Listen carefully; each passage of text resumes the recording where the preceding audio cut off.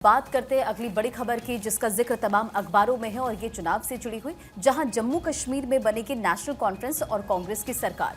जम्मू कश्मीर में national conference ने 42 सीटें जीती है। जम्मू कश्मीर की अगर बात करें तो बीजेपी को यहां पर 29 सीटें मिली हैं और जम्मू कश्मीर में कांग्रेस को 6 सीट मिली है। पीडीपी के खाते 3 सीटें गई है और जम्मू कश्मीर में जेपीसी, आप और सीपीआईएम को एक एक सीट मिली है। तो देखिए, 370 हटने के बाद पहली बार हुए चुनाव में बहुमत मिला और जम्मू कश्मीर विधानसभा चुनाव में आपको बताते चले कि जिस तरह से 370 और 35A के हटने के बाद पहली बार हुए चुनाव में जनादेश नेशनल कॉन्फ्रेंस और कांग्रेस गठबंधन के पक्ष में आया। नेशनल कॉन्फ्रेंस का हम यहां पर जिक्र करें तो 42, भाजपा को 29, कांग्रेस को 6, जेकेपीडी की अगर बात करें तो 3 और एक एक सीट जो है वो आप सीपीआईएम के खाते में गई है। और देखिए, सीटें निर्दलीय को भी मिली है। यहाँ पर 7 सीटों का यहाँ पर जिक्र करें जो कि निर्दलीय के खाते में। कांग्रेस, नेशनल कॉन्फ्रेंस और माकपा ने गठबंधन में चुनाव लड़ा था और उसे 39 सीटें मिली है। तो ये तमाम आपको जानकारी पहुंचा रहे हैं जम्मू कश्मीर में किस तरह से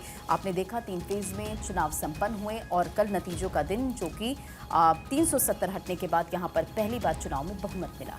तो 10 सालों के बाद जम्मू कश्मीर में विधानसभा के चुनाव हुए और इसके नतीजे अब सामने आ चुके हैं, जहां पर एक तरफ एनसी और कांग्रेस जो कि अलायंस के साथ चुनावी मैदान में उतरी थी, उसको 48 सीटें मिली, यानी कि तय है कि अब नेशनल कॉन्फ्रेंस और कांग्रेस की सरकार बनेगी। फारूक अब्दुल्ला का बीते रोज स्टेटमेंट भी सामने आया था जिसमें उन्होंने कहा कि उमर अब्दुल्ला सीएम बनेंगे। लेकिन बड़ी बात यह है कि बीजेपी ने यहाँ पर अपने प्रदर्शन को सुधारा है। पिछले चुनाव में यानी कि 2014 में जिस भारतीय जनता पार्टी को 25 सीटें मिली थी, उस भारतीय जनता पार्टी ने अपने ग्राफ में सुधार करते हुए इस बार के चुनाव में 29 सीटों पर जीत हासिल की। दूसरी तरफ अगर महबूबा मुफ्ती की पार्टी की अगर बात करें, जिनके इर्द गिर्द कभी जम्मू कश्मीर की सियासत घूमती थी, 2014 की बात करें तो उन्हें 29 सीटें मिली थी, लेकिन इस बार के चुनाव में पीडीपी को मिली केवल और केवल 3 सीटें। आम आदमी पार्टी ने पहली बार अपना खाता खोला है, 1 सीट आम आदमी पार्टी को मिली। इसके अलावा जो बाकी के चेहरे थे उनको भी यहाँ पर अगर सीपीआईएम की बात करें या फिर पीपल्स कॉन्फ्रेंस की बात करें तो उनका भी यहाँ पर खाता खुला है। इसके बाद आपको ये भी बड़ी जानकारी दे जो कि अखबारों में है कि 370 हटने के बाद पहली बार चुनाव, ये प्रधानमंत्री नरेंद्र मोदी की तरफ से कहा गया। उन्होंने ये भी कहा कि बहुत से लोगों ने पहली बार मतदान किया। जम्मू कश्मीर का चुनाव कई मायनों में ऐतिहासिक रहा। ये भारत के संविधान की जीत है, ये भारत के लोकतंत्र की जीत है। जम्मू कश्मीर में हमारा वोटिंग प्रतिशत बढ़ा, कश्मीर जला नहीं खिलखिलाया है, ये प्रधानमंत्री कहते हुए नजर आए। भारत का संविधान लागू होने के बाद ये पहला चुनाव, किसान, युवा, गरीब और महिला हमारे 4 स्तंभ। जम्मू कश्मीर कर्फ्यू, अलगाववाद के जाल से निकल रहा है। तो ये बड़ी बातों का जिक्र प्रधानमंत्री नरेंद्र मोदी ने नतीजों के ठीक बाद कहा, जब बीजेपी हेडक्वार्टर्स पर पहुंचे थे। कार्यकर्ताओं को संबोधित करते हुए और देश को संदेश देते हुए प्रधानमंत्री नरेंद्र मोदी की तरफ से क्या कुछ कहा गया, आपको एक बार सुनवा देते हैं। जम्मू कश्मीर में इस बार हुआ चुनाव कई मायनों में ऐतिहासिक रहा है। वहां भारत का संविधान पूरी तरह से लागू होने के बाद ये पहला चुनाव था। आजादी के 7 दशक बाद भी अनेक लोगों को वोट डालने का हक नहीं था। उन्होंने भी पहली बार इस चुनाव में अपना वोट डाला है। कुछ लोग कहते थे कि आर्टिकल 370 हटा तो कश्मीर जल जाएगा, लेकिन कश्मीर जला नहीं, कश्मीर और खूबसूरती से खिला है, खिलखिलाया है। जिस तरह लोगों ने बाहर आकर रिकॉर्ड नंबर में वोट डाले, वो हर हिंदुस्तानी के दिल को खुश करने वाला है। हमारा जम्मू कश्मीर कर्फ्यू और अलगाववाद के कालखंड से बाहर निकल रहा है। 1947 के बाद पहली बार हमारी सरकार ने जम्मू कश्मीर में बीडीसी के चुनाव कराए।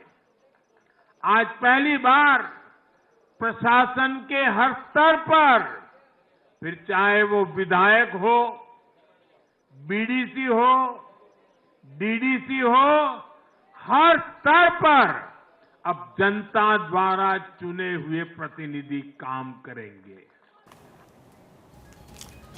देखिए, जम्मू कश्मीर में रविंद्र रैना ने इस्तीफा दे दिया, बीजेपी प्रदेश अध्यक्ष पद से इस्तीफा दे दिया, विधानसभा चुनाव में हार के बाद इस्तीफा दिया। तो कल जम्मू कश्मीर की बात करते हैं तो जम्मू कश्मीर में 1987 से गठबंधन की 5वीं सरकार बनी और बीजेपी को पूरा भरोसा था कि सरकार बनाने में कामयाबी हासिल होगी। लेकिन एक राहत की बात यह रही कि बीजेपी का जो वोट शेयर था पिछली बार के मुकाबले बढ़ा। पिछली बार अगर 22% वोट रहा तो इस बार 25% वोट शेयर हुआ। और बड़ी बात यह है कि जम्मू की अगर बात करते तो यहाँ पर सीटें हासिल करने में बीजेपी ने कामयाबी हासिल की। हालांकि कश्मीर संभाग की बात करते हैं तो कश्मीर संभाग में 18 सीटों पर प्रत्याशी उतारे थे लेकिन एक भी यहाँ पर नहीं जीता। जम्मू कश्मीर में इस हार के बाद में अब यहाँ पर रविंद्र रैना ने अपना इस्तीफा दे दिया और हार की जिम्मेदारी उनकी ओर से ली गई, क्योंकि प्रदेश बीजेपी की कमान उन्हीं के हाथों में थी और जब सरकार नहीं बनी बीजेपी की तो ऐसे में उनकी ओर से नैतिक तौर पर इस्तीफा दिया गया। और मुझे ये भी बड़ा दिलचस्प है कि जिस नौशेरा से वो खुद चुनावी मैदान में थे वहां से उन्हें हार मिली। बिल्कुल, ये और जब क्योंकि कल जब एग्जिट पोल्स आ रहे थे तब भी बड़ी बात है, ये उनके लिए अपने आप में एक बहुत बड़ा झटका था, क्योंकि शुरुआत से वो पिछड़ रहे थे। क्योंकि कल जिस तरह से मैं पूरे टाइम एयरफोर्स शो पर थी और उस दौरान में भी चुनाव के नतीजों पर हमारी नज़र थी और उसमें ये देखा कि रैना एग्जिट पोल में भी पीछे हो रहे थे शुरू से।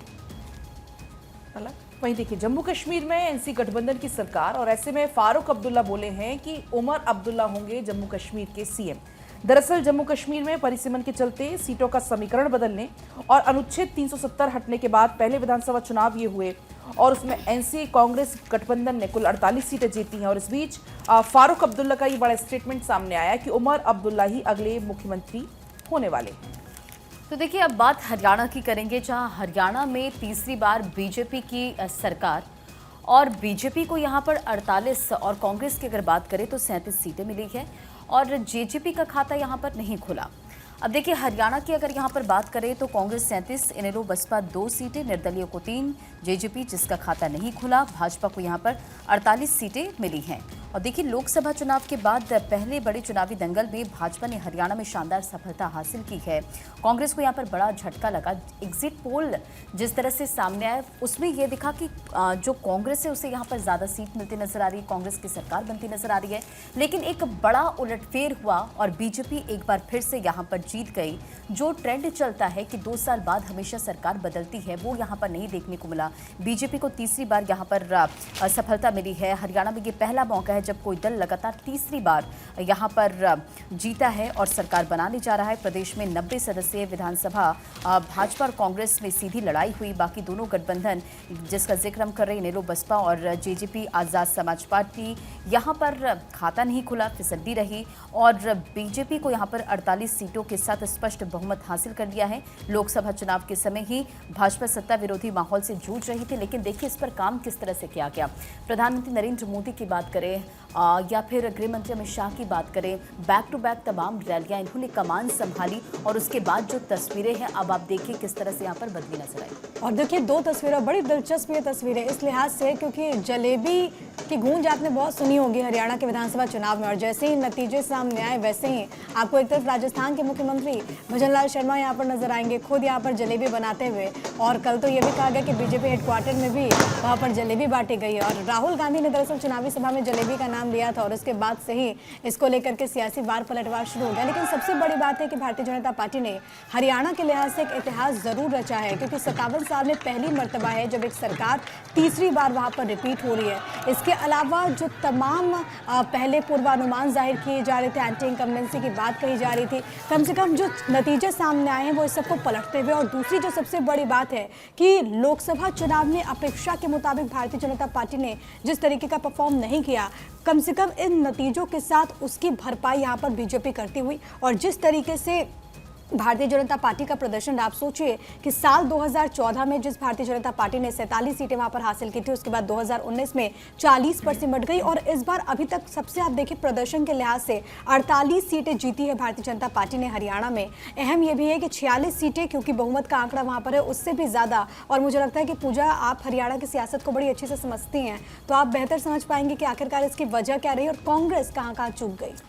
देखिए, कांग्रेस एक तो अति जो आत्मविश्वास था कांग्रेस का, दूसरा जो कांग्रेस की आंतरिक कलह थी वो कांग्रेस के लिए हमेशा से दिक्कत वाली रही है और इस बार भी वही हुआ। दूसरा ये कि हरियाणा की जो पॉलिटिक्स है वो जाट और नॉन जाट पर बेस्ड रही है।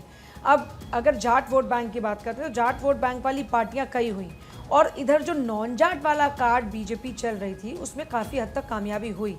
और उसमें देखिए Bhupendra Hooda Jat voter, JJP Jat voter, इसके अलावा आपका आईएनएलडी जाट वोटर, फिर दलितों के लिए आ गई इधर बीएसपी, एएसपी, लेकिन ये सब फॉर्मूले काम नहीं कर पाए। बड़ी बात यह है कि बीजेपी ने बढ़त हासिल की, पिछली बार 40 पर रुकी थी, इस बार 8 सीटों का इजाफा हुआ, 40 से 48। पिछली बार गठबंधन की सरकार चलानी पड़ी, इस बार एक बार फिर से बहुमत का आंकड़ा बीजेपी को मिलना और हरियाणा जैसे राज्य में हैट्रिक लगाना, ये बीजेपी के लिए अपने आप में सबसे बड़ी अचीवमेंट है और इसीलिए जश्न भी आप कई गुना इस बार बढ़ा हुआ देख रहे हैं। हरियाणा में बीजेपी की ऐतिहासिक जीत हुई और इसी ऐतिहासिक जीत का जिक्र बार बार हो रहा है। और देखिए बीजेपी कार्यालय में पीएम मोदी का भव्य स्वागत भी हुआ। लोगों को संबोधित करते हुए पीएम बोले, हरियाणा में झूठ की छुट्टी पर विकास की गारंटी भारी पड़ी। और सबसे बड़ी बात देखिए, मैं आपको एक बात बताती हूँ, हरियाणा में अब तक एक श्राप रहा था इससे पहले 2014 से पहले की अगर बात करते हैं कि वहाँ पर भर्तियाँ निकलती थी और भर्तियां निकलने के बाद सीधे कोर्ट में उनको चैलेंज हुआ करता था। इस कारण से कोई भी भर्ती वहाँ पर पूरी हो ही नहीं पाती थी। लेकिन अब इस बार ये जो पर्ची खर्ची का जिक्र बार बार बीजेपी की ओर से किया गया कि अब तक परिवारवाद था, क्षेत्रवाद था, ये अपने आप में हरियाणा के लिए कलंक रहे कि जिस भी जिले का मुख्यमंत्री हुआ करता था विकास सबसे ज़्यादा वहीं पर हुआ करता था। अब इस बार बीजेपी ने वो तमाम पहलू गिनाए और जनता ने इस पर एतबार किया। नॉन जाट फॉर्मूला कामयाब रहा और बीजेपी तीसरी बार सरकार बनाने में कामयाब रही, वो भी मैंडेट वाली। तो हरियाणा ने कमाल कर दिया। प्रधानमंत्री नरेंद्र मोदी ने ये कहा, गीता की धरती पर सत्य की जीत हुई। ये भी पीएम मोदी कहते हुए नजर आए। गीता की धरती पर विकास की जीत हुई, जहां दूध दही का खाना वैसा हरियाणा। ये भारत की जीत, भारत के लोकतंत्र की जीत है। हमें हर वर्ग के वोट मिले हैं। तो ये तमाम बड़ी बातें कल जब प्रधानमंत्री नरेंद्र मोदी बीजेपी हेडक्वार्टर पहुंचे, पीएम मोदी का स्वागत वहां पर किया गया। और ऐसे में आप ये तस्वीरें भी देख पा रहे होंगे, जश्न की तस्वीरें जब पीएम मोदी वहां पर पहुंचे। और इसके बाद प्रधानमंत्री नरेंद्र मोदी ने तमाम ये बड़ी बातों का जिक्र किया। और ऐसे में क्योंकि 57 साल के बाद ऐसा पहली बार हुआ है कि जब किसी पार्टी ने लगातार तीसरी बार यहाँ पर चुनाव जीता हो, क्योंकि खासतौर पर हरियाणा की बात करें तो किसान आंदोलन, पहलवान और अग्निवीर ये ऐसे मुद्दे थे जहां पर कांग्रेस ने बीजेपी को घेरने की कोशिश की, लेकिन कहीं ना कहीं बीजेपी की एक सदी बधी रणनीति ने इन सारे मुद्दों को पटकनी दे दी। तो देखिए हरियाणा के लोगों ने फिर कमल खिला दिया और हरियाणा ने विकास के मुद्दे पर हैट्रिक लगाई। हरियाणा ने कांग्रेस के कुशासन से मुक्ति दिलाई। गुजरात में दशकों से इसलिए बीजेपी की सरकार, गोवा, अरुणाचल कई राज्यों में तीसरी बार सरकार, यूपी, बिहार में भी बीजेपी पर जनता को यकीन है, भरोसा है। हरियाणा में विकास की गारंटी भारी, पीएम नरेंद्र मोदी। और हरियाणा जम्मू कश्मीर की जनता को बधाई पीएम नरेंद्र मोदी की तरफ से दिया गया। तमाम बातों का जिक्र जो है पीएम नरेंद्र मोदी जब कल कार्यकर्ताओं को संबोधित कर रहे थे तब किया। उन्होंने ये भी कहा, इस जनादेश की गूंज दूर दूर तक जाएगी। तो देखिए उन्होंने गिनाया कि किस तरह से कांग्रेस कुशासन से मुक्ति मिला है और हरियाणा में ने विकास के मुद्दे पर हैट्रिक लगाई है। और आपको जानकारी थी कि कौन कौन सी फ्लाइट डिले है। जेदा टू दिल्ली जो फ्लाइट है वो करीबन 1 घंटा लेट है। इस समय सऊदी अरब के आसमान से गुजर रहा है हवाई जहाज़ और सुबह 10:41 पर दिल्ली पहुंच सकता है हवाई जहाज़। और कुवैत टू दिल्ली फ़्लाइट की बात करते तो करीबन 1 घंटा वो भी डिले है। और ये अभी एयरपोर्ट कुवैत पर ही फ़्लाइट इस वक्त खड़ी हुई है। सुबह 8 बजे कुवैत एयरपोर्ट से ये उड़ान भरेगी। तो दोनों फ़्लाइट डिले हैं और इसीलिए 1 घंटे की देरी से उड़ने के कारण दोनों फ्लाइट दिल्ली लेट से ही पहुंचेंगी।